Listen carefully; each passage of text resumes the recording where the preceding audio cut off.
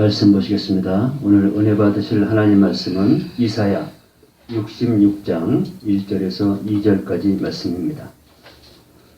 이사야 66장 1절에서 2절까지 말씀 제가 봉독해 드리겠습니다. 여호와께서 이와 같이 말씀하시되 하늘은 나의 보좌요 땅은 나의 발판이니 너희가 나를 위하여 무슨 집을 지으랴. 내가 안식할 처소가 어디랴. 나 여호와가 말하노라. 내 손이 이 모든 것을 지었으므로 그들이 생겼느니라.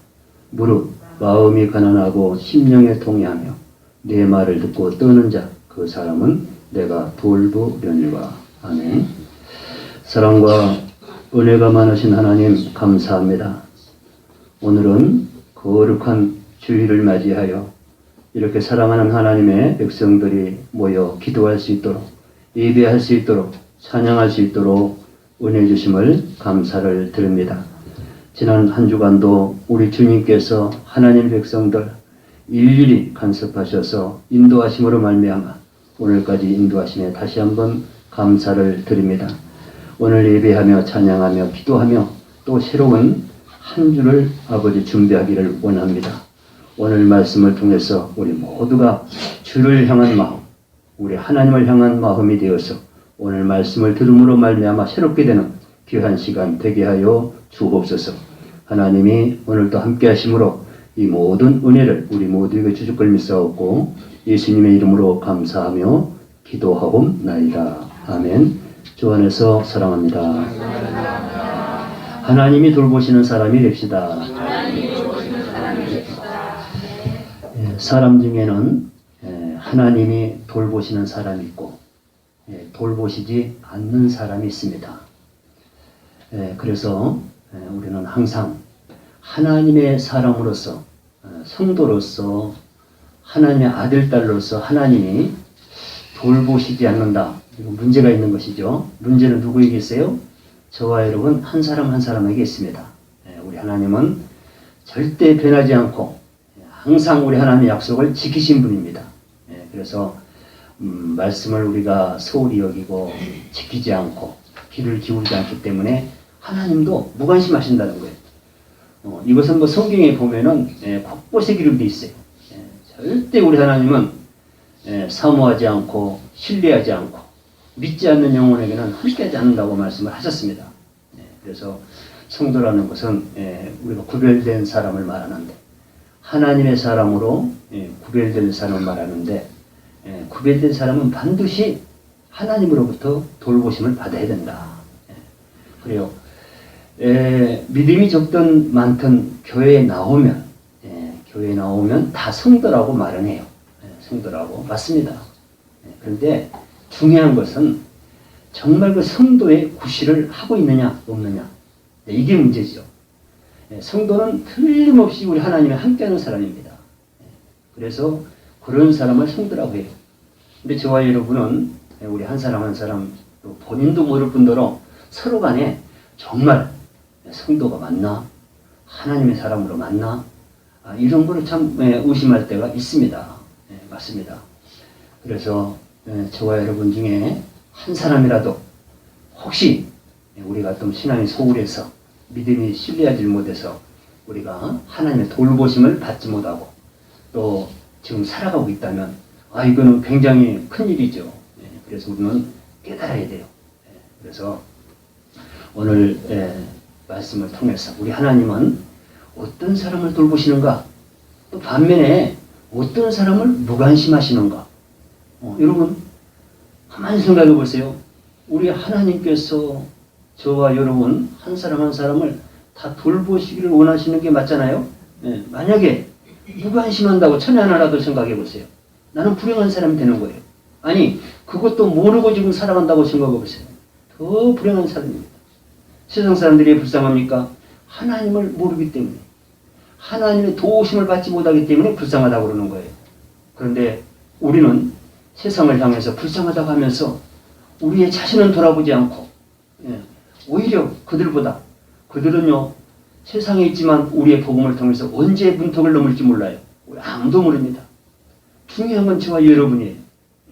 우리는 지금 문턱을 넘어왔다고 하면서 교회에 앉아있다고 하면서 하나님의 아들, 딸이라고 늘 고백하면서도 하나님이 돌보시는 사람이 되지 못한다면 이거는 문제가 있는 사람이다. 그래서 오늘 또 이 말씀 많이 듣고 상고하고 봤단 말이에요. 그러나 하나님 말씀은요, 보면 볼수록 깨달아지. 똑같은 말씀이지만은 전에는 은혜가 안 되는데 오늘은 은혜가 될 수가 있어요. 오늘 은혜가 안 되는데 내일 또 은혜가 될 수가 있어요. 항상 하나님 말씀은 그렇게 기록된 대로 우리에게 선포하고 우리에게 말씀을 듣도록 하십니다. 하나님 말씀은 절대 변하지 않아요. 변하는 건 사람이 사람. 누가 잘 변해요? 믿음이 적은 자. 그 사람을 성경에서 뭐라고 그래요? 갈대와 같다고 그래요. 갈대는요, 작은 바람에도 흔들흔들, 아주 조금만 있으면 흔들어요. 믿음이 없는 사람이 그래요. 조금만 유혹이 들어오면은요, 나도 모르게 흔들리는 거야. 이거 위험한 거거든요. 그래서 우리 하나님이 돌보시는 사람은요, 절대 흔들리질 않아요. 믿습니까? 갈대와 같이 흔들리지 않아요. 여러분, 말이 그렇지 마음이 흔들리고 산다는 게 쉬운 일이 아니에요. 세상 사는 게요, 한 마음만 살아도 어려운 세상인데 그저 그 적은 마음을 가지고 적은 세월을 가지고 살면서 그저 한 마음 지금 집중해도 부족한 시간에 우리가 무슨 여유가 있어서 갈대처럼 흔들흔들 살아갑니까? 이거 큰일 날 일이에요. 그러니까 우리는 늘 이렇게 말씀을 사모해야 하고 들어야 되고 우리 하나님을 상고해야 할 것은 혹시라도 열에 하나라도 말씀에서 보고 나를 지금까지 하나님이 돌봐주셨구나. 그러면 감사가 터지겠죠? 아니 말씀을 비춰보니까 나를 돌보시 않았네요. 이러면은 뭐가 터져요? 회개가 터지는 거예요. 이렇게 해서 함께 살아가는 것입니다. 여러분. 오적교로 심판했더라면 오늘 이 시간에 심판하신다면요, 저와 여러분 살아남을 자 과연 몇 명이나 될까요? 하나님 품에 안길 자가 몇 명이나 될까요? 우리는 늘 부족해요. 그래서 말씀을 밥 먹듯이 먹어야 돼요. 그래야 건강해요. 여러분 육체만 건강하면 건강하다고 하는데 그게 아니에요. 제일 중요한 건 마음이 건강해요. 마음을 누가 건강하게 해요? 말씀이 건강해요. 말씀이 충만하면 마음이 건강해요. 우리 육체는 영양이 충분해야 건강하지만 우리의 마음은 하나님의 말씀이 충만해야 건강한 거예요. 거기에 영양가가 있고 진리가 있고 지혜가 있고 거기에 생명이 들어있어요. 생명. 엄청난 사건이죠. 그래서 우리는 하나님의 말씀을 들을 때마다 늘 말씀드리지만 사람의 말로 듣지 말라. 하나님의 말씀을 들어라. 누구에게 하는 말로? 나에게 하는 말로, 우리 가족에게 하는 말로, 우리 사람 교회에게 하는 말로 들어라. 그래야 은혜가 되는 것입니다. 여러분. 그래야 대화할 수 있어요. 하나님 말씀을 듣고 하나님 말씀으로 신뢰하고 들으면은요, 의문점이 많이 생겨요. 우리는 부족하기 때문에. 그것을 하나님께 알으라는 거예요. 무엇이 궁금하냐? 내 말을 듣고 무엇이 풀리지 않느냐? 이래가면서 하나님은 또 말씀을 주세요. 바로 이걸 교제라고 합니다. 하나님과 교제하는 사람, 하나님과 대화하는 사람, 이 사람은 분명코 하나님 돌보는 사람이에요. 대화 없는 사람, 하나님 돌보지 않는 사람입니다. 세상 사람 똑같은 사람이에요. 몸만 교회에 왔을 뿐이에요. 그렇잖아요. 이 한 시간 얼마나 소중한 시간인지 몰라요. 보면 볼수록 귀한 시간이에요. 천년 같은 시간 오늘 한 시간이에요. 믿습니까? 엄청난 시간이에요. 이 한 시간에 정말 말씀에 신비에 꽂혀진다면은 이 사람은 세상을 다 얻는 거예요. 세상. 천하를 다 얻는 거예요. 마음이 건강하면 다 건강하다 했잖아요. 마음이 병들면요, 세상이 아무리 화려하고 많은 것을 갖춰놨어도요, 아무 필요가 없어. 차라리 없는 것만 또 못하는 거예요. 그래서 건강하면은 우리의 마음, 우리의 심령, 심령이 건강해야죠. 마음이 이뻐야죠. 얼굴만 이쁘면 뭐예요? 마음이 이뻐야지. 그렇잖아요. 얼굴은 얼마든지 성형수술하고 명품 발라서 그저 윤기나게 할 수 있어요. 근데 마음은 어떻게 할 거냐, 마음. 우리 하나님은 마음을 보신다는데, 우리 주님은 마음 중심으로 일하신다는데, 그 마음은 어떠냐고요? 마음을 무엇으로 다듬을까? 무엇으로 화장할까? 무엇으로 꾸밀까? 성경에 보니까 말씀밖에 없어요. 말씀. 여러분, 말씀을 많이 먹으면은요, 마음이 건강해진 걸 믿으시기 바랍니다. 사모하신 말씀. 사모해야 말씀이 들어가요. 그래야 믿음이 생겨. 세상의 소설책으로 보면은요, 그냥 순간적인 재미로 넘어갑니다. 그러나 영원한 생명의 말씀이라고 보면은요, 영원히 마음에 담니다. 영원히 마음 함께 하는 거예요. 오늘 본문 말씀을 두려운 말씀으로 잘 상고하시면 하나님의 뜻을 알 수가 있습니다. 나를 돌보시는가? 돌보시지 않는가?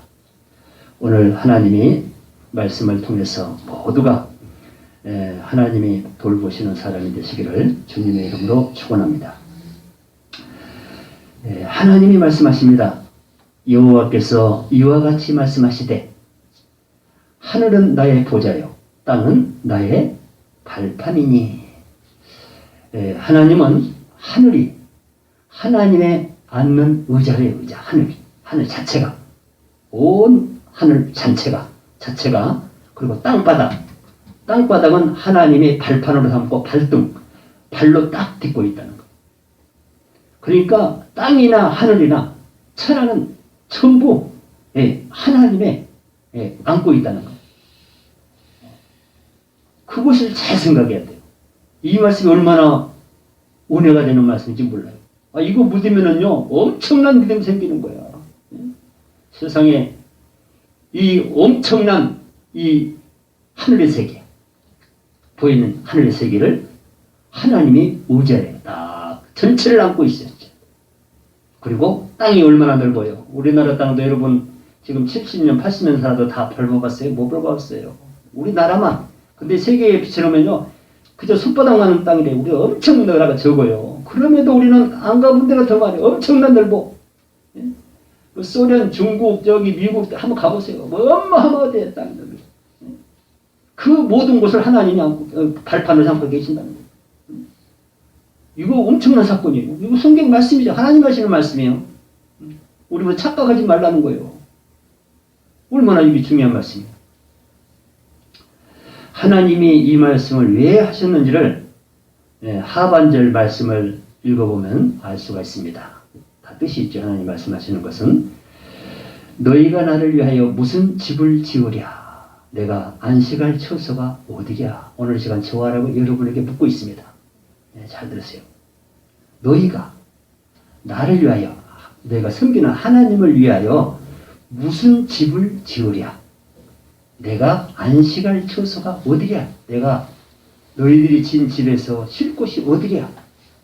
이것을 하나님께서 우리에게 묻는 거예요. 이거는요, 우리가 반드시 대답을 해야 돼요.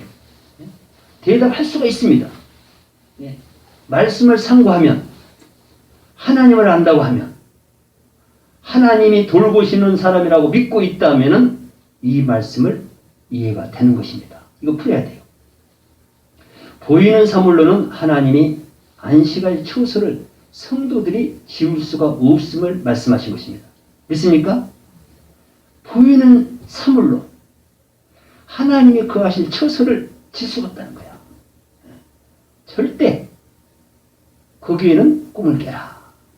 여러분, 교회를 보면은요, 교회 하면 거룩한 곳이에요. 엄청난 거죠. 우리 예배 드리는 것이고, 찬양하는 것이고, 성도들이 모이는 것이고요. 은혜를 나누는 것이고, 말씀을 듣는 것이고, 말씀 선포되는 것이고, 합심에 기도하는 것이고, 엄청난 교회예요. 근데 교회는 모든 성도들, 세상 사람들도 거룩한 것으로 알아요. 맞아요. 그런데 중요한 것은 오늘 말씀에 비춰보면 아무리 교회를 크게 아름답게 아주 금장식으로 꾸며놨어도 그 자체가 하나님의 처소가 될 수가 없다는 거예요. 믿습니까? 아무리 크고 아무리 잘 꾸며놨어도 그 자체로는 하나님의 처소가 될 수가 없다. 왜 그러는가? 그 이유를 우리가 알아야 되는 것입니다. 그 이유가 알아야 돼. 근데 그 뜻을 모르면은 하나님이 돌보시는 사람이 아니라면은요, 그저 교회 자체로 거룩한 것으로 그냥 하나님이 함께 하심을 믿어요. 그랬고 우리 교회는 하나님이 함께 하시는 교회, 충만한 교회, 이렇게 말할 수 있어요. 뭐 틀리라고 하지는 못해요. 그러나 깊이 들어가면은요, 우리가 잘못 생각할 수가 있다는 거예요. 그렇다면 하나님이 안식하시면서 사람들을 돌보시는 처소가 어디인가? 이거 잘 들으셔야 됩니다. 오늘 본문 2절 말씀에서 구체적으로 말씀을 하십니다. 무릇 마음이 가난하고 심령에 통회하며 내 말을 듣고 떠는 자, 그 사람을 내가 돌보려니와. 무릇 마음이 가난한 곳에, 심령에 통회하는 곳에, 하나님 말씀을 듣고 떠는 마음이 있는 곳에 하나님이 그곳을 처소로 삼으신다는 거예요. 믿습니까? 그러면서 그 안에 거히면서, 처소라는 것은 하나님 함께 하시는 거예요. 예. 그 안에서 사람들을 섬기신다는 거예요. 예. 이렇게 되어 있는 자를 하나님이 돌보신다는 거예요. 이 말씀이 얼마나 오래가는지 몰라요. 그러니까 중요한 것은 아까도 말씀을 드렸지만 아무리 교회가 크고 아름답게 꾸며놨어도 이렇게 마음이 가난한 자, 심령에 통회하는 자, 하나님의 말씀을 듣고 떠는 자가 없으면 그 교회는 무효라는 거예요. 거기는 한 사람이라도 마음이 가난한 자, 성령이 통회하는 자, 심령에 무엇을 깨닫고 회개하는 자, 그리고 하나님의 말씀이 들려지면 떨림이 오는 거야. 마음이 떨린 거예요. 그 사람이 한 사람이라도 그 성전에 앉아 있어야, 그 교회에 있어야 그 교회가 교회라는 것입니다. 믿습니까? 하나님 그곳에 처소로 삼는다는. 아무리 사람이 많이 앉았어도, 오늘 또 우리가 꽤 앉아 있습니다. 그렇죠? 여기 그래도 몇 사람이라도 이런 심령을 가지고 있으면 하나님이 함께하는 교회예요. 그러나 사람은 많이 앉아 있어도 이런 마음이 가난한 자가 없고 심령에 통회하는 자가 없고 하나님의 말씀을 들어도 떨림이 없는 자가 다 채워져 있다면 이거는 처소가 아니다. 하나님이 거할 수가 없다. 교회에 안 계신다는 것은 저와 여러분 심령 가운데 안 계신다는 것이에요. 그러면 돌보심을 받을 수가 없죠. 하나님의 돌보심 어떻게 받겠어요? 그렇잖아요. 그래서 우리가 예배하면서 말씀을 전하면서 말씀을 들으면서 선고하면서 이런 것을 깨달아야 교회가 이렇게 되어야 교회이고 이 교회 안에 이런 심령들이 거해야 이런 심령으로 예배하는 자가 있어야 우리 하나님이 거하는 처소가 되는구나. 그래서 작은 교회도 빛이 나고 지하에 있는 교회도 빛이 나고 큰 교회도 그런 사람이 있으면 빛이 나는 거예요. 큰 교회라고 해서 나쁘다 보면 안 되는 거예요. 작은 교회다고 무시하면 되지 않는 거예요. 그 기준은 없어, 성경에. 기준은 뭐냐? 심령이 가난한 자가 들어있느냐 없느냐? 몇 사람이 들어있느냐? 3사람이 들어있으면 지하에 3사람이 돼서 그 교회가 큰 교회예요. 아무리 큰 교회도 한 사람이 있으면 이 지하에 3사람이 있는 교회보다 적은 교회예요. 크기를 재면 그렇게 됐어요. 보이는 사물로는 절대 하나님의 처소가 될 수가 없다고 했으니까 그 말씀을 믿는다면 이해가 되는 거예요. 그래서요, 가정예배에서도요, 가정에서도요, 3명이 드려도 그게 상한 심령이 있으면 그거 큰 교회예요. 믿습니까? 대굴 같은 데서 사람만 많이 모여서 북적북적하지 심령이 가난한 자가 없고 통회하는 자가 없고 하나님의 말씀을 들어도 떨림이 없다면은, 떨리는 마음이 없다면은 거기는 교회가 아니라, 교회가 아니라는 것은 하나님이 머물지 못하겠다는 거예요.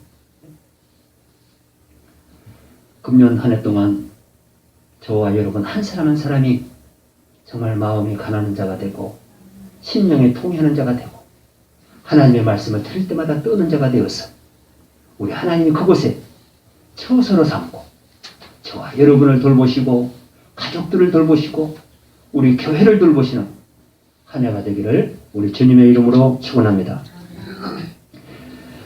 그렇다면 첫째로 마음이 가난한 자가 되어야 하는데 어떻게 마음을 가난하게 할 수 있는가? 중요하죠. 방법이 있습니다. 성경에서 가르쳐줍니다. 본문 2절 말씀을 잘 참고하면 답을 찾을 수가 있습니다. 나 여호와가 말하노라. 내 손이 이 모든 것을 지었으므로 그들이 생겼느니라. 모든 사람들이 자연과 더불어 소유하고 있는 사물들을 하나님 손으로 지으셨다고 말씀을 하신 것입니다. 그러니까 이 말씀을 하신 것은 저와 여러분의 것이 아무것도 없다는 거예요. 믿습니까? 전부 하나님 것이에요. 전부. 심지어 저와 여러분이 우리 육체에 얼마나 다듬고 사랑해요. 네, 그렇잖아요. 그것도 성경에 보니까 하나님의 것이에요. 생명도 하나님 것이에요. 아무것도 없어요. 그런데 무슨 재산 소유? 그게 네 것 맞냐? 성경이 그렇게 말해요. 아니라는 거예요. 네? 이거 다 고쳐야 된다는 거예요. 네가 가지고 있어도, 소유권을 가지고 있어도 그거는 관리하는 것이지 영원히 네 게 아니라는 거죠. 이런 개념을 가지고 사물을 다스리면은 우리는 은혜 가운데 사는 거예요. 예. 하나님이 돌보아 주시는 거예요. 작은 것 하나라도 내 것이라고 하면 이건 욕심이 되는 거예요. 문제가 있습니다. 성경에 보니까요, 부자 개념, 가난한 개념이 딱 나와 있어요. 10원 한 장이라도 내 것이라면 그 사람은 부자야. 그런데 엄청난 재산을 가지고 있으면서도, 엄청난 빌딩을 가지고 있으면서도 이것은 우리 하나님의 것입니다 하면 그 사람은 가난한 자일까요? 부자일까요? 가난한 자예요. 기준을 거기 두는 거예요. 이거를 모르면은 눈에 보이지 많이 있는 자가 부한 자라고. 절대 그렇잖아요. 믿음으로 우리 하나님은 가난과 부를 결정하십니다. 이러한 믿음으로 마음을 가난하게 하면 주님이 말씀하십니다. 마태복음 5장 3절에서 우리 주님이 말씀하시기를 심령이 가난한 자는 복이 있나니 천국이 저희 것이며. 천국도요 누구 것인가 했더니 마음이 가난한 자이다. 네. 마음이 가난한 자. 이거 잘못 생각하면 막 부자가 천국을 가진다고 하지만 천국의 개념은 달라요. 우리 세상에 보는 개념과 달라요. 네.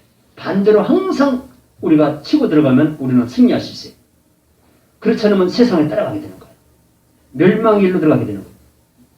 심령이 가난한 자가 복이 있대, 복이. 어떤 복? 천국을 소유할 수 있는 복. 여러분, 천국을 소유할 수 있는 복보다 큰 복이 있다고 생각하십니까? 없죠? 전혀 없어요. 제일 큰 복이 천국을 소유한 자. 영원히 거할 것. 이 세상이 아무리 아름다워도 잠깐 성경에 보니까 안개처럼 지나간다. 안개처럼. 예, 우린 나그네로 왔다고 세상이다. 주인이 아니야. 나그네. 본인 자체가 나그네면서 세상에 내 것이 어디가 있어요? 하나님 그렇게도 외치고 모든 것이 하나님 줬다는데 자기가 줬다는 거예요. 자기 거라는 거예요. 착각하지 말라. 그러면서 그걸 깨닫고 마음을 비운 자에게 우리 주님이 말씀하시기를 심령이 가난한 자는 복이 있나니 천국이 저희 것이며. 여러분, 심령을 가난하게 해서 천국을 소유하시기 바랍니다. 다른 곳으로는 방법이 없어요. 성경이 보니까 마음을 낮추지 못하면, 마음을 비우지 못하면, 심령을 가난하게 하지 못하면은 아무리 사모하고 천국을 좋아해 줘도 절대 소유하지가 못한 소유. 여러분, 이 땅에 땅 한 평 영원히 우리가 소유할 수 없지만 천국을 소유할 수 있대요. 엄청난 사건입니다, 여러분. 소유권을 잘 알아야 돼요. 소유권을 잘 알아야 돼요. 이 땅에는 아무리 오래 살아도, 아무리 건강해 살아도 영원한 소유권은 아무것도 없어요.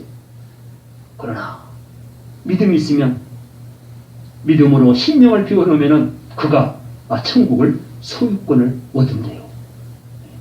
여러분, 금년에 이 소유권을 믿음으로 바라보시기 바랍니다. 하나님이 역사하십니다. 틀림없이 역사하십니다. 내가 드리는 말씀이 아니라 하나님이 약속하신 말씀이에요. 하나님이 약속하신 말씀. 스펠전 목사님도 심령이 가난한 자를 축복 창고문에 비유를 했어요. 참 오래되죠. 심령이 가난한 자를 어디에 비유를 했냐면 축복창고, 그 문에 비유를 했어요. 문에. 문을 열고 들어간다는 것은 그 안에 걸 소유한다는 거예요. 이렇게 심령 가난한 게 중요해요. 심령을 비운 자가 제일로요 하나님 것을 많이 담을 수 있어요. 세상 것 채워놓으면 영원한 소유권도 아니면서 소유권처럼 여기면은 이 사람은 하나님의 것을 담을 게 없어요. 그래서 왜 심령이 가난해야 복이 있고 그곳에 천국이 임한다는 소리는, 우리 하나님은 사랑이시고, 사랑은 어떤 소유물로 산 게 아니에요. 믿음으로 사는 거예요. 그래서 이 축복 창고문에 비유를 한 거예요. 그러니까 반대로 저와 여러분이 심령이 가난하지 못하면 축복에 쌓여있는 창고문을 절대 열 수가 있다 없다? 없어요. 그러면 문제죠. 천국문 열 수 있어요? 못 엽니다. 여기서 말씀 나와 있어요. 그래서요, 심령이 가난한 자가요 하나님을 찾게 되고요, 거기에 조금 은혜 받으면 아멘 감사합니다, 이게 나오죠. 헛것으로 심령에 배불러 놓으면요, 필요 없는 곳으로 쌓아 놓으면요 감사가 안 나와요. 우리 하나님은 감사를 원하십니다. 그걸 영광이라고 그래요. 우리가 영광을 돌린다고 그래요. 심령을 비워놓으면요 작은 것 하나에도 감사가 터져나와요. 하나님. 그래서 범사에 감사하게 되는 거예요. 그렇잖아요. 모든 것을 하나님의 것으로 여기면, 믿으면, 그저 내가 가지고 있는 게 좀 하나님 것인데, 작은 것이라도 하나님 것인데 감사가 터져야 안 터져. 감사하는 거예요. 그 사람이 재밌게 인생을 사는 거예요. 그 사람이 은혜 받은 사람이에요. 그 사람이 하나님을 아는 사람이요. 그 사람이 성령이 충만한 사람, 말씀이 충만한 사람, 마음이 건강한 사람, 미래를 비전을 바라볼 수 있는 사람, 자화성을 그저 하나님의 은혜로 지혜로 그릴 수 있는 사람, 그걸 믿을 수 있는 사람, 어마어마한 하나님의 돌보심 받는 성도가 되는 것입니다. 하나님이 돌보시는 사람, 두 번째로는 심령에 통회하는 자를 돌보신다고 하셨습니다. 본문 2절에 무릇 마음이 가난하고 심령에 통회하며 그 사람은 내가 돌보려니와. 우리 하나님이 하신 말씀입니다. 통회는 회개하는 것을 말합니다. 잘못과 교만과 죄를 깨닫고 회개하는 것을 통회라고 합니다. 통회하는 자를 이곳에 하나님이 처소로 삼고 그곳에서 돌보신다고 오늘 하나님께서 말씀하신 것입니다. 통회하는 자체. 통회는요, 뭔가를 지금 내가 잘못을 깨달았다는 거예요. 뭐 내 것으로 깨달았다든가, 어떤 이상한 것을, 성경에서 빈당한 것을 내가 자처해서 깨달았다든가, 내가 어떤 함정을 파는 것을 깨달았다든가, 이웃을 마음에 상합한 것을 깨달았다든가, 이런 것을 하나님 중심으로, 말씀 중심으로 생각했을 때 회개가 터져 나오는 거예요. 그때 하나님이 그 사람과 함께 하신다는 거예요. 여러분, 회개는요, 우리는 1000명이 해도 누구를 향해서 해요? 하나님을 향해서 해요. 하나님 한 분이 받아요, 그 회개는. 그래서 엄청난 사건. 하나님은 항상 회개하라고 해놓고 회개하는 자를 찾고 있습니다. 회개는 뭐예요? 우리의 잘못 판단, 하나님에 대해서 잘 모르는 거, 우리 인생을 잘못 사는 거, 말씀에 삐져서 나가서 사는 거, 굳게 사는 거, 이런 것을 말씀하는 거예요.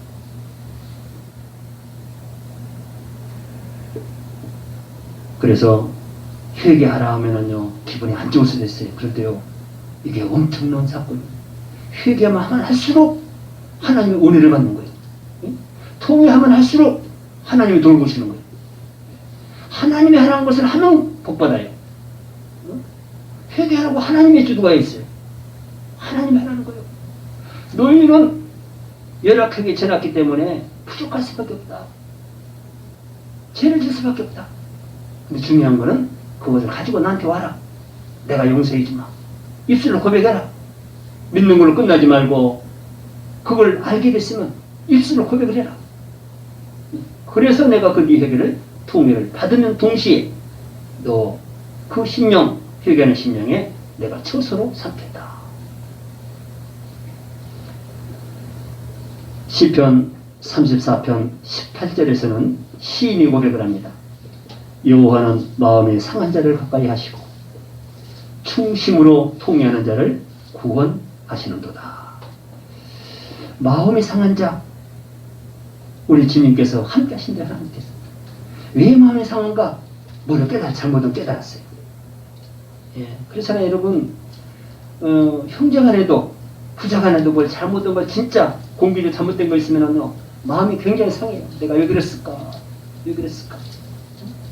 이걸 상한 마음이라고 하는 거예요. 상한 마음. 예. 우리 하나님과의 관계, 하나님은 이렇게 살아가고 있는데 한 주간 살아보니까 내가 왜 이렇게 살았을까? 응? 마음이 상한 거야. 이거 어떻게 이거? 응? 이거 하나님 앞에 부끄럽고 이웃간에도 부끄럽고 이거 어떻게 할까 이거?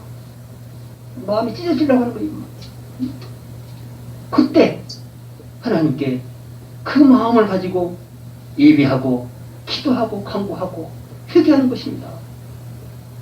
이걸 통회라고 하고 이걸 상한 마음이라고 해요. 상한 마음. 뭐 재산 뭐 조금 잃어버렸다고 상한 마음, 그것도 상한 마음이 되겠지만 여기서 말하는 상한 마음은 그게 아니에요.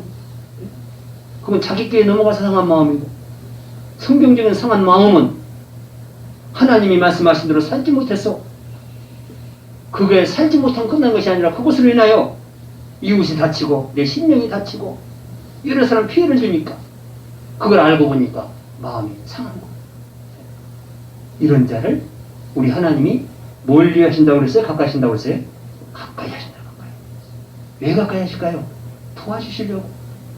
그 고백을 들으시려고. 그래, 네가 지금 깨달았는데 이제 나에게 어떻게 한가 보자. 회개를 듣겠다는 거예요. 그 자를 가까이 하신다는 것은 그를 구원해 주시기 위해서, 어디에서? 그 상한 마음에서, 죄 가운데서, 잘못된 곳에서 구원해 주시기 위해서 하나님이 가까이 하신다는 거예요.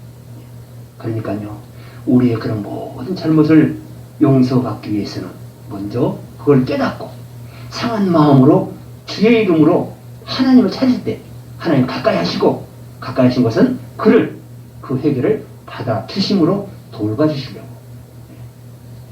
그런 은혜를 날마다 사모하시기 바랍니다. 하나님은 제사와 예배도 상한 심령으로 드린 제사와 예배를 받으신다고 합니다. 오늘도 지금 이 시간 예배를 드리고 있어요. 하나님 앞에. 구약시대부터 지금까지 끊이지 않고, 예, 하나님과, 구약시대는 제사로, 신약시대는 예배로 지금 하나님 앞에 주일마다 모여서, 오늘도 1200만 성도가 한국 좁은 땅에서 교회 모여서 지금 예배를 하고 있어요. 이 시간에 지금 다 지금 예배 드리고 있어요. 이 시간 11시. 그런데 우리 하나님은 그 예배를 찾으시는데 어떤 예배를 찾으시는가? 상한 심령으로 드리는 예배를 찾고 계신다. 믿습니까? 상한 심령으로 예배하는 자. 여러분 그렇잖아요. 교회 하면서 내가 늘 말씀드리지만은 한 주간의 삶을 돌아봐야 은혜가 되는 거예요. 잘 살았든 잘못된 그게 문제가 아니에요. 성경에서 말하죠. 잘못 못 살 수도 있어요. 그 자체로 끝나는 게 아니라 성경에서 보니까 그거 가지고 와라는 거예요. 와라는 거 하나님 앞으로. 가지고 와라는 거 상한 심령을 가지고 그런 심령으로 예배하고 기도하고 하나님을 찾으면은 하나님이 받아주신다는 거예요. 그러니까 우리가 날마다 살 수 있고 우리가 기쁘게 살 수 있는 것이죠. 그 죄를 쌓아놓고 산다고 보면은요, 우리가 어떻게 살고 있어 살겠어? 우리의 상한 심령은요, 회개하면 우리 하나님이 그 마음을 회복해 주신 것을 믿으시기 바랍니다.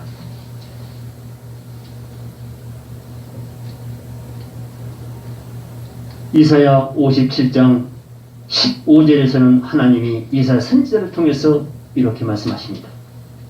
거룩하다 이름하는 이가 이와 같이 말씀하시되 통회하고 마음이 겸손한 자와 함께 있나니.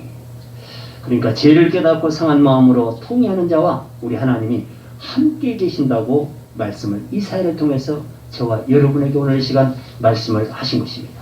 그래요. 하나님이 함께하는 자, 함께하는 자는 반드시 돌봐주시려고, 구원해 주시려고, 그 상한 심령에서, 그 어두운 터널에서, 정말 그 고난에 헤어날 수 없는 그 고난에서, 엄청난 환란의 터널에서 하나님이 구원해 주시려고, 구원해 주시려고 하나님이 그 상한 마음 찾고 계신다는 것, 통회하는 마음. 하나님이 돌보시는 사람, 마지막 세 번째로는 말씀을 듣고 떠오는 자를 돌보신다고 하셨습니다. 본문 2절에 무릇 마음이 가난하고 심령에 통회하며 내 말을 듣고 떠는 자, 그 사람은 내가 돌보려니와. 하나님 말씀은 모두가 영원한 생명을 위한 말씀이기 때문에 두려운 마음으로 들어야 합니다. 모든 것 성경 66권 말씀을 한 말씀 한 말씀 헤아려 보면은 전부 영원한 생명을 위해서 하신 말씀. 우리 주님께서 그토록 비유로 외치는 그 말씀도 모아보면 결국은 생명을 말씀하시는 거예요. 영원한 생명은 하나님이십니다. 하나님은 사랑이십니다. 사랑은 성령이세요. 성령은 진리이신 거예요. 모든 것이 엄청난. 그래서 하나님의 말씀은 생명과 연관이 되고 있기 때문에 정말 두려운 마음으로 들어야 하고 두려운 마음으로 전해야 한다. 영원한 생명에 관한, 이 땅에 사는 생명도 저와 여러분들이 엄청 심혈을 기울이잖아요. 그렇지만 이 땅에는 정해진 생명들이, 이 영원한 생명이 잘못될까에 대해서는 이거는 정말 어디까지 우리가 기도해야 하며 어디까지 관심을 가지고 무궁무진하는 거예요. 이거는 영원한 생명이 잘못되면 영원한 지옥인 것입니다. 그런데 이 모든 말씀이 생명에 관한 말씀이다. 세상의 생명은 작고 우리 주님이 회개하고 통회해서 얻은 생명은 영원한 것이다. 이 영원한 생명을 얻는 과정, 이 영원한 생명을 지키는 과정, 이 영원한 생명을 끝까지 가는 생명, 이 과정이 얼마나 소중하냐. 전부 그것을 향해서 설명하는 말씀이 성경 66권입니다. 그래서 말씀을 놓치지 말고, 여러분 어떤 절을 갖다가 말씀을 듣고 상고해도 생명으로 인도합니다. 어떤 구절, 신약, 구약, 어떤 구절을 봐도 전부 그 말씀 결과적으로는 생명으로 몰고 옵니다. 영원한 생명과 연관이 있는 말씀입니다. 그것을 알게 하기 위해서 비유의 말씀을 하시는 거예요. 우리 예수님도 비유로 말씀을 하셨어요. 사도들도 전부 이거 깨닫게 하려고 비유를 들어가는 거예요. 예. 여러분, 아무리 은혜를 많이 받았다고 해도요, 예? 생명을 알지 못하면은요, 그 사람 은혜 받은 게 아니에요. 거짓말하는 거예요. 아무리 성령을 충만히 받았다고 해도, 외쳐도 생명을 모르면은 그 사람 성령 받은 사람 아니라고 성경에서 말씀하셔요. 그렇잖아요. 왜? 성령도 예수도 하나님도 모두가 생명이시요, 영원한 생명이시요. 그 하나님이 돌보신다는 것은 그 생명으로 우리가 갖고 있는 영원한 생명을 하나님이 돌보신다는 거예요. 그래서 돌보심 필요하다는 거예요. 그 돌보심을 누구에게 해주신다고? 마음이 가난한 자, 심령에 통회하는 자, 하나님의 말씀을 늘 두려운 마음으로 듣고 상고하는 자, 그 자체가 하나님의 거할 처소라는 거예요. 저와 여러분 하나님 함께 하시길 원하시잖아요. 우리 몸은, 우리 마음은 하나님의 성전이라고 늘 고백은 해요. 하나님의 계셔야 성전이 되는 것이지, 계시도 안 돼. 마음 상한 마음도 아니면서, 통회도 안 하면서, 말씀을 듣고 떨림도 없으면서 나는 성전이다, 하나님이 거하는 성전이다. 이것은 뭘 말하는 거예요? 교회를 크게 쳐놓고 상한 심령도 없으면서 이것이 하나님의 교회다. 똑같은 거예요. 우리 육체가 뭡니까? 세상의 교회가 똑같은 거예요. 건물교회나. 그 안에 상한 심령이 있으면 이 육체도 피조물하고 똑같은 거예요. 아무 얘기 없는 거예요. 그렇잖아요. 거기에 비유해서 생각을 하면은요, 우리의 마음이 얼마나 중요한지 몰라요. 교회에 상한 심령이 앉아있는 그 교회가 얼마나 중요한지 몰라요. 우리 주님은 이 시간도 저와 여러분을 관찰하고 계세요. 지금 말씀을 듣고도 상한 심령을 지금 깨닫고 있는지, 통회할 준비를 하고 있는지, 말씀을 듣고 떠는 준비하고 있는지, 이런 것을 우리 주님이, 저도 모르고 여러분도 모르지만 주님은 알고 계시는 거예요. 잠언 저자는 이렇게 외칩니다. 잠언 13장 13절. 말씀을 멸시하는 자는 자기에게 패망을 이루고 계명을 두려워하는 자는 상을 받느니라. 계명은 무엇입니까? 하나님 말씀인 것입니다. 주를 두려워하고 주께 피함으로 은혜를 많이 받은 시인이 이렇게 고백을 했습니다. 시편 31편 19절에 보니까 주를 두려워하는 자를 위하여 쌓아두신 은혜, 곧 주께 피하는 자를 위하여 인생 앞에 베푸신 은혜가 어찌 그리 큰지요. 어찌 그리 큰지요. 이런 큰 은혜를 사모하시기 바랍니다. 주를 두려워하는 자를 위해서 하나님이 은혜를 주시려고 엄청 쌓았대. 크게 그 은혜를 받은 그 시인이, 여러분 아무리 쌓는 게 많아도 받지 못하면 뭐예요? 내가 받아야. 내가 받아야. 시인이 받은 뭐예요? 시인도 한 생명, 저와 여러분도 한 생명 한 생명. 내가 받아야 돼. 내가 하나님을 두려워할 때 그런 자를 주기 위해서 은혜를 하나님 준비해놨다는 거예요. 그 시인이 알고 두려워했더니 그 은혜를 받은 거예요. 받고 보니까 이 은혜가 엄청 크더라는 거야. 세상에 이루 말할 수 없이 큰 은혜를 깨달았어요. 여러분 어디 집회 가거나 어디 말씀 듣고 은혜 많이 받으셨어요 그러잖아요. 크게 받으셨어요 그러죠? 엄청난 큰 은혜를 받은 은혜.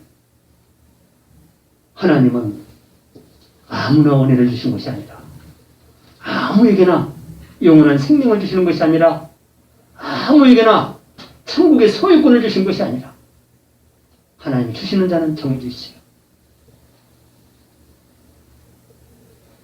주를 두려워하는 자들에게 하나님이 말씀하십니다. 이사야 66장 12절. 여호와께서 이와 같이 말씀하시되, 보라, 내가 그에게 평강을 강같이 그에게 문나라의 영광을 넘치게 넘치는 시내같이 주리라. 믿습니까? 평강을 강같이 주신대요. 평강을 강같이. 강물 보세요. 막 넘치잖아. 엄청난. 강가에는요, 아무리 날씨가 덥고 가물어도요, 그 옆에 나무는 살아요. 잎사귀가 풍성하고 푸르고 누가 봐도 아름답고 그 밑에 앉고 싶고 시원하고 먹을 것이 있고 얼마나 좋은지 몰라요. 그런 은혜를 우리에게 평강으로 주신다는 거예요. 누구에게? 여호와를 두려워하는 자, 심령이 상해 있는 자, 말씀을 듣고 떠는 자, 깨닫고 회개하는 자, 이런 자에게 은혜를 주시는데 평강을 강같이, 나라의 영광을 넘치는 시내같이 우리 주님이, 우리 하나님이 주신다고 말씀을 하십니다. 세상에 대해서는 두려워하지도 말고 놀라지도 말라고 하나님이 이사야를 통해서 말씀하셨습니다. 이사야 41장 10절에 보니까 두려워하지 말라, 내가 너와 함께하리라. 놀라지 말라, 나는 내 하나님이 됨이라. 내가 너를 굳세게 하리라. 참으로 너를 도와주리라. 참으로 나의 의로운 오른손으로 너를 붙들리라. 여러분, 세상은요, 두려울 게 아무도 없어요. 믿음만 있으면 우리 하나님 붙잡아 주신대요. 오른팔로 잡아주신대요. 하나님이 왼팔로 잡아줘도 귀신들은 절대 뛰지 못하는데 오른팔로 잡아줘요. 오른팔. 그러니까 환난에서도 넘어질 일이 없고요, 고난에서도 넘어질 일이 없고, 원수 앞에서도 절대 무릎 꿇지 않고, 사단에게도 절대 무릎 꿇지 않고. 왜? 우리 하나님이 하나님을 두려워했더니 세상을 두려워하지 않았더니 하나님께서 보호하시고 함께 해주신다는 거예요. 금년 한 해 동안 우리 하나님의 은혜를 받으시기 바랍니다. 사단에 뚫지 못하게요. 구멍을 막아야 돼. 구멍을 막아야 돼. 예? 그 어두운 그 구멍을 막아야 돼요. 그들의 특성을 알아야 돼요. 그들은 어두운 곳을 좋아해요. 어두운 곳을. 그게 말씀으로 빛으로 비춰놔야 돼요. 환하게 해놔야 돼. 그래야 사단이 꼼짝 못해요. 사단은요, 밝은 곳에 절대 숨지 못해요. 여러분, 사람들이 죄를 져도요, 꼭 어두운 데 숨더라고. 사람 안 보이게 하려고. 예? 아주 그 귀신이 데리고 가고. 그렇다고 못 잡아요, 요즘? 다 잡아. 아무리, 여러분, 성경에 보니까요, 잘못된 것은 언젠가는 다 드러난다고 했어요. 이 세상에서 덮고 지나갔어도 나중에 누가 밝혀내요? 우리 주님이 밝히는 거예요. 심판대 다 쓰면 다 나와요. 다 나와. 저와 여러분의 잊어버려도 하나님은 안 잊어버리고 그거 잊어버리면 심판 못하면 큰일 나게. 예? 그래서 두려운 거예요. 무서운 거예요. 하나님. 하나님도 우리가 깜빡깜빡하면은요, 우리가 덕을 볼 수도 있어요. 절대 그럴 일이 없어요. 주무시지도 않는데 세상에. 밤낮. 우리 코에 바람 안 들어갈까 봐서. 누가 막을까 봐서. 응? 안 들어가면 죽잖아요. 하나님 돌보시는 거예요. 어젯밤에도 하나님 돌보시는 걸 믿으시기 바랍니다. 그 은혜로 오늘 나온 거예요. 콧구멍 막으면 다 죽어. 응? 그거 지키려고 하나님 계시. 무릇 마음이 가난하고 심령의 통회함으로 하나님 말씀을 들을 때마다 떠는 자가 되어서 하나님이 늘 돌봐주시는 축복을 받는 저와 여러분이 되시기를 주님의 이름으로 축원합니다. 사랑과 은혜가 많으신 하나님 감사합니다. 오늘도 말씀을 통해서 우리에게 깨달음을 주시니 감사합니다. 모든 사물들이 우리 하나님이 지으셨고 하늘을 보좌로 땅을 발판으로 삼는 우리 하나님, 그 하나님을 우리가 모르기에 참 것을 내 것이라고 다투며 여기까지 온 것을 우리 하나님 긍휼히 여겨 주옵소서. 우리 사랑교회 심령이 가난한 자로, 심령에 통회하는 자로, 하나님 말씀을 들을 때마다 떠는 자로 채워지는 역사가 날마다 있게 하여 주옵소서. 그곳에 하나님 함께 하심으로 우리 교회를 돌보시고 우리 심령을 돌보시고 자녀들을 돌보시고 사업장을 돌보시고 직장을 돌보시는 그런 은혜가 금년 내내 있기를 아버지 원합니다. 우리의 고백을 들으시는 하나님, 우리의 회개를 들으신 우리 하나님, 우리의 찬송을 들으신 하나님, 금년 내내 우리 사랑교회 모든 성도들 함께하여 주옵소서. 이 모든 말씀 예수님의 이름으로 감사하며 기도하옵나이다. 아멘.